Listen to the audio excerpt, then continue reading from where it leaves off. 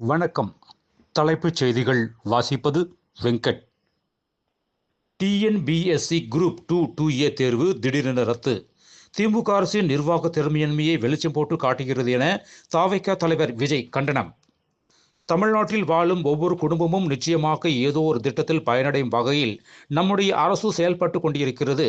விருதுநகரில் நடைபெற்ற திமுக இளைஞரணி கூட்டத்தில் முதல்வர் மு.க.ஸ்டாலின் பேச்சு. வடசென்னையின் மூத்த அரசியல்வாதியும் அதிமுக முன்னாள் மாவட்ட செயலாளருமான வி.எஸ். பாபு விஜய் முன்னிலையில் தமிழக வெற்றிக் கழகத்தில் இணைந்தார். ஆட்சி முடியும் போது புதிய அறிவிப்புகளை திமுக வெளியிடுவது மக்களை முகம் சுளிக்க வைக்கிறது. மதுரையில் நடந்த தமாக ஆலோசனை கூட்டத்தில் ஜி.கே. வாசன் விமர்சனம்.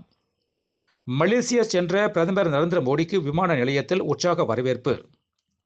கட்டுப்பாடு இல்லாமல் வெற்று கூச்சல் போடுகிற கூட்டத்தால் தமிழ்நாட்டுக்கு எந்த பலனும் இல்லை.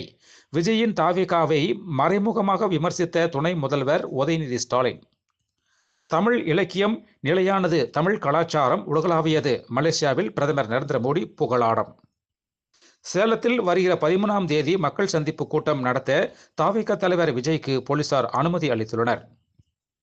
திருப்போரூர் கந்தசாமி கோயிலுக்கு சொந்தமான ரூபாய் 700 கோடி மதிப்புள்ள 240 ஏக்கர் நிலம் மீட்பு. 100 ஆண்டுகள் கால பிரச்சினைக்கு தீர்வு கிடைத்துள்ளதாக கோயில் நிர்வாகம் தகவல். குலசேகரப்பட்டினம் ராக்கெட் ஏவுதளத்திலிருந்து 2027 முதல் ராக்கெட் விண்ணில் செலுத்தப்படும் இஸ்ரோ தலைவர் நாராயணன் தகவல்.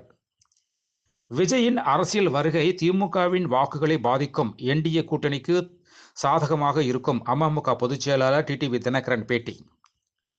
தாளடி நெற்பயிரை காப்பாற்ற மேட்டூரிலிருந்து 20 நாட்களுக்கு தண்ணீர் திறக்க வேண்டும். அதிமுக பொதுச் செயலாளர் எடப்பாடி பழனிசாமி வலியுறுத்தல். மேலும் விரிவான செய்திகளுக்கு அரசியல் ராஜ்யம் மின் இதழை படியுங்கள். நன்றி, வணக்கம்.